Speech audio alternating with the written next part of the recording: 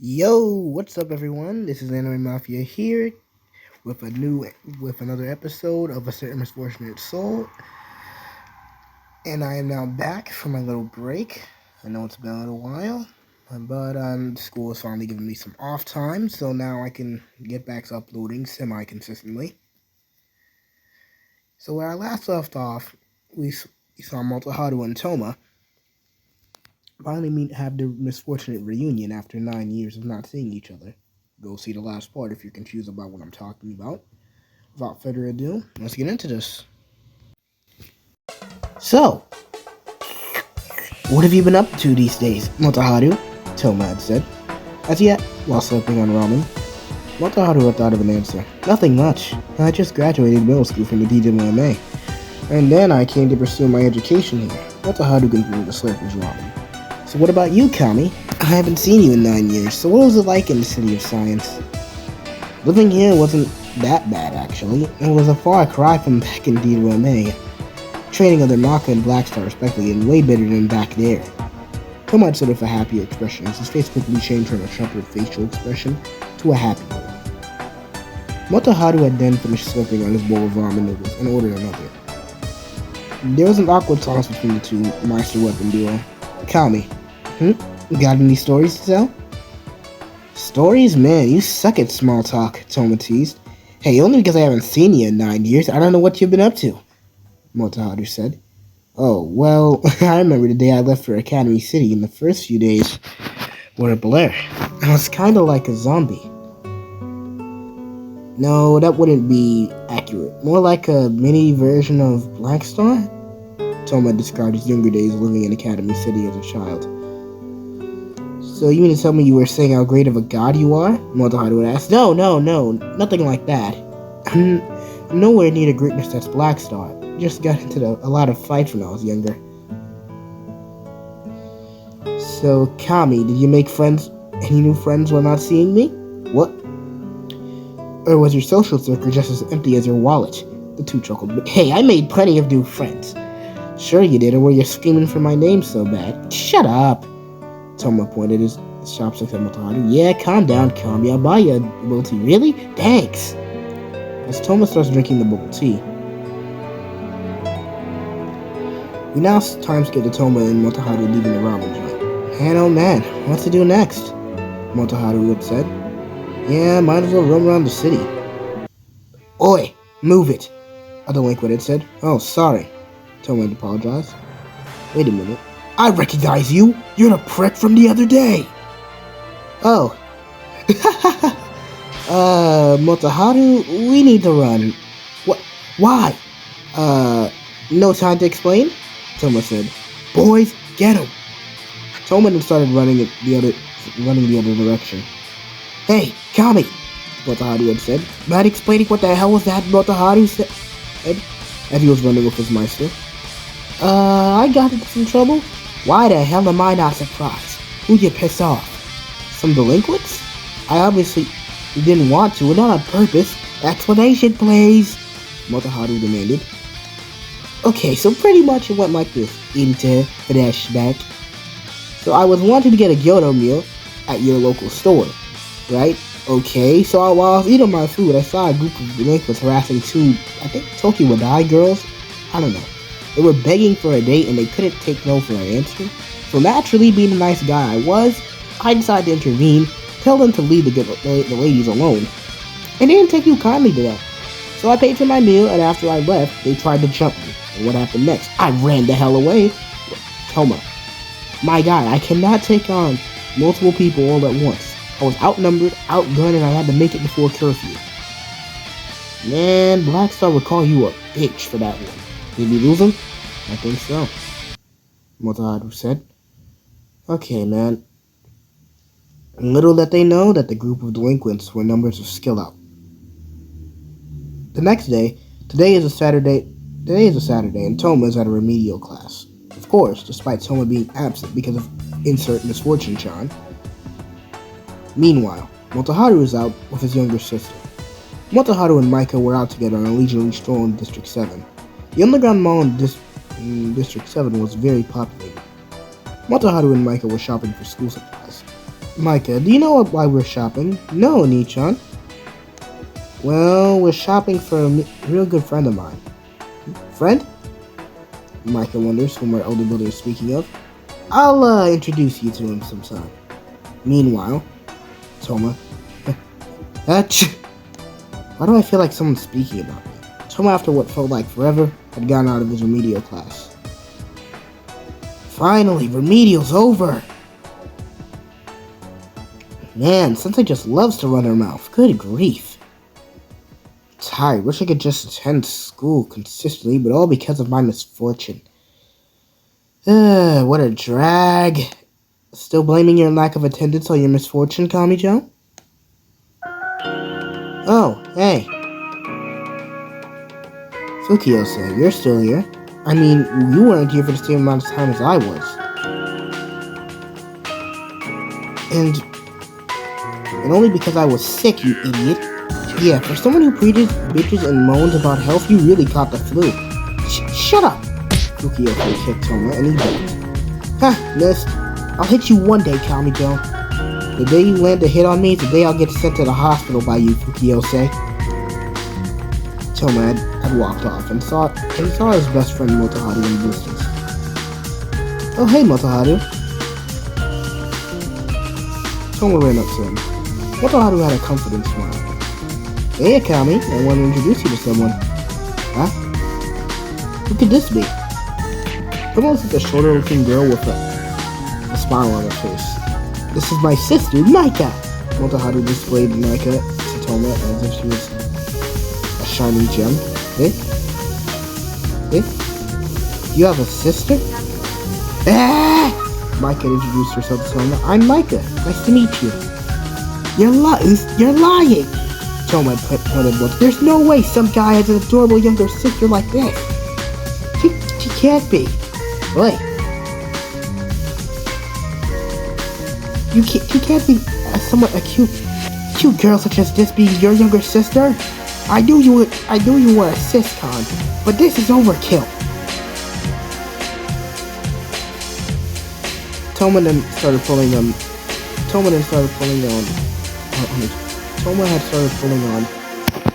Micah's cheeks. Some guy with an adorable sister like this? Oi, girl, you sure he isn't lying? No, Kami-jo-kun, could you please stop pulling on my cheeks? Motoharu! Gut punched Toma. What the hell was that for? You're getting too close to my sister. You really are a Siscon. A few days later, Micah had gone on retreat at her maid school, and Toma after school was drinking her favorite brand of coffee. He had got at the convenience store. Surprisingly, it wasn't empty like it would be when he would normally visit. Toma was slurping on his coffee like no tomorrow until he got a call from Motoharu. Yo, Motoharu! What is it, Toma? It isn't Toma. Immediately got serious. He knows Motoharu doesn't normally sound so expensive. Micah, I think she's been kidnapped. Huh? She hasn't been answering her phone and her maid school was attacked. I think. I don't know. You think? What do you mean by attacked? You didn't see the crap on anti-skill in District 7? If any skills there, they got this covered, don't they? You don't understand. While they were on some retreat, some Scalafunkies caused an explosion at the place. While they went for a retreat which wasn't far from her. And your guess is that you're trying to use them for a ransom, right? Well, you know where our location is. Yeah, well, you know what this means, right? Toma immediately crushed his coffee. It's time, boys. Toma looks at the fourth wall lovingly. Transition scene. Man, thank God I put a tracker on Micah. Okay, so she's at some warehouse? Those skill-out bastards are gonna pay. The skill-out lackeys had encountered Motoharu and were harassing Micah. But Toaru did not take too kindly, so he decided to brutally tell him to piss off. End of flashback. Toma had gone to a garage. Alright, let's see. He takes off the black curtain off of the motorcycle. Thank you, soul, for giving me this badass thing for my 10th birthday. The Death Bike. Modeled after the late Justin Law's Dune Boogie, and more deaf modified small speakers to play the courtesy of Toma Academy City. Okay, time for this bad boy to finally be put to use. Alright, wow. Okay, Toma had called Motoharu to his location. He was surprised. Wow, so looks like you got a real beauty right here, Kami. Definitely. Well, let's go, shall we, Motoharu? Yeah, so who's driving? Me, obviously. Toma goes on a motorcycle and Motoharu behind him. They both put on helmets. Alright, Motoharu. Quick question. When we get to the location, Motoharu, do you think we should just leave Stanley skill? Is that cowardice or something? No, I mean, we don't exactly know how many skill out members are there. I'm just saying, man, you worry too much. You forgot we took out a magician once, and I don't think skill out from delinquent flunkies can't compare to a magician. Barely. You got hospitalized and well, you remember. Whoa. Yeah, don't remind me. Anyways, should I go into weapon form or not? You know, I could use the extra muscle, Toma had remarked. Are we there yet? Toma said. Almost. How did you get my communication? Don't worry about it. Shouldn't you be paying attention to the road? Right. He arrived at the warehouse. Toma had rode the motorcycle into the window with Motoharu with him. Oi, Motoharu! The skill-out flunkies were the captured maids in training. Don't worry, Micah. We're here to save you. Well, if you look who it is, the skill-out scumbags. Oh, I've been waiting for you, spiky-haired boy. One of the skill-out flunkies had said. The Motoharu pointed at them. But the skill-out flunkies obviously had weapons. Toma had started counting. Toma counted the flunkies. 1, 2, 3, 4, 5, 6, 7, 8, 9, 10. Motoharu had said. 10 men did this? Motoharu bonked Toma over the head. Ow! What the hell was that for? Soul perception, you idiot. Right, okay. Toma uses soul perception. You saw him with 3 people. You gotta be kidding me. Definitely more than we can handle. It's just 13 people. I can do this in my sleep. Motoharu, come on. Toma, you're gonna wuss out? I have to save my sister. Don't you know what it means to save someone you care about? Yeah, I get that, but do you trust me? Yeah. Yes. Then take my hand and you know what you must do. Motoharu. As Toma grabbed Motoharu's hand, as the Scout Funkies came running towards our misfortunate duo. The words, "Let's go! Soul Resonance!" Motoharu transformed into a man. In order for Motoharu to sneak into Academy City, he adopted his sister at the behest of his family. Shrek. Oi, Micah. What is it, Motoharu? I'll do anything you'd like of me as long as you follow my instructions. No. I don't need you to grant my wishes for me. You should grant it to someone else in need. Motoharu could remember how he would analyze Micah as a stranger, but then as time moved on, Motoharu saw what type of person Micah was. There was no need for soul perception on the level of Micah Albon to deduce what kind of person she truly was, and she was a truly kind person. Motoharu saw a bit of Toma in her, and as he vowed to grant Toma's wishes and protect his sister, the lights of his dark world. Toma, as he resonated his soul, felt Motoharu's feelings and the weight that he carries. The wavelength between a brother and sister. It's a beautiful symphony, is it not? Toma said as he dashed through the skeleton flunkies one by one, while the maids were watching. Toma cut the enemies down with the reverse side of his blade. He then threw Motoharu at one of the delinquents as they had pointed a gun at one of the maids. Motoharu de-transformed and drop-kicked the skill-out delinquent. Toma got on the motorcycle and grabbed Motoharu as he transformed to his weapon form. Motoharu in knife form got longer, and Toma attached a chain at the bottom of the handle. Oi! Hey, skill out! Taste my blade! Toma on the motorcycle jumped up and spun the blade, used it to land a few slashes. Toma punched another lackey with his right hand. You bastards really thought you could kidnap these future maids. Use them for your greedy desires.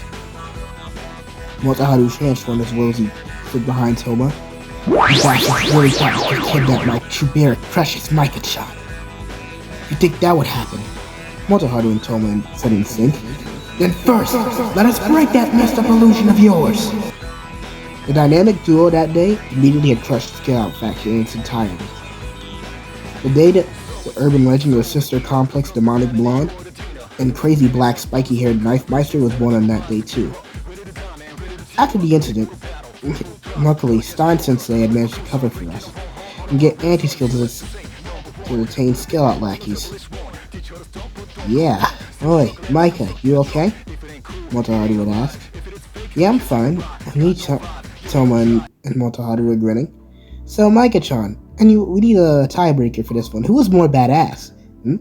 Toma and Motoharu would ask Micah. You want my opinion? Micah said. Motoharu. Ah, come on, don't I get points for dramatic entrance? Yeah, but I obviously reign supreme. The two glared at each other. You two would make the weirdest brothers, Micah had remarked. Huh? Motoharu laughed. What are you laughing at? Motoharu had said before he was gut punched. That was a cheap shot, you son of a bitch. Something fell out of Motoharu's pocket. Toma's good luck charm was in good condition, surprisingly. What's this? Toma picked up. You looked at the charm. You held on to it? Motoharu looked surprised at the charm. What is it, Kamijo and Ichan? Oh, funny story. Toma immediately was gasping for air. Can't breathe. Shut up, Kami. Yeah, you don't tell your sister how I gave that to you? The two glared a little bit at each other, but reluctantly laughed. Yeah, I remember how pathetic you looked, Kami. Motoharu recalled. You were so sappy and I recalled I treated it as some fake love confession. Yeah, the fact that you accepted it means that you accepted my so-called love, Toma had remarked. Micah and Motoharu looked at each other, chuckled a little bit, and then took a step back at Kami. They take a few steps back from Toma. Oi, why are you stepping away? Toma didn't realize what you said earlier. Micah had said, I didn't know you like my brother in that type of way.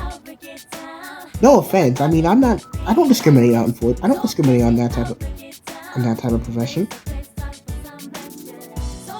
But he's mine first. I got him first, Micah said. Got him first? I don't him longer than you anyways, Micah. And I don't like him like that. It's not like that, I swear. Stop looking at me like that. I swear I like girls. Motoharu and Micah were running away as Toma was chasing him. End side story.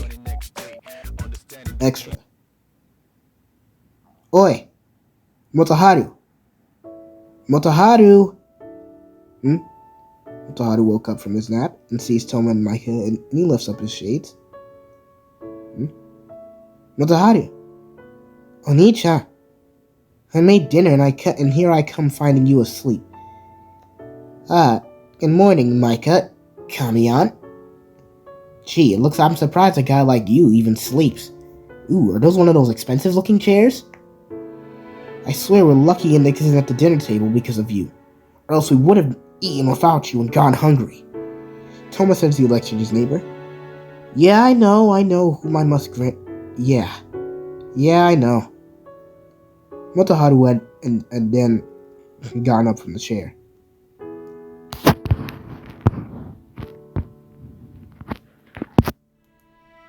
Motoharu had then gotten up from the chair. As he stood up, we now enter his internal monologue. I know whom I must grant wishes for. As Motoharu put on his glasses, and Toma then, ooh, my turn, I get to sit in this expensive looking chair. Let me sit, come on, Micah had said.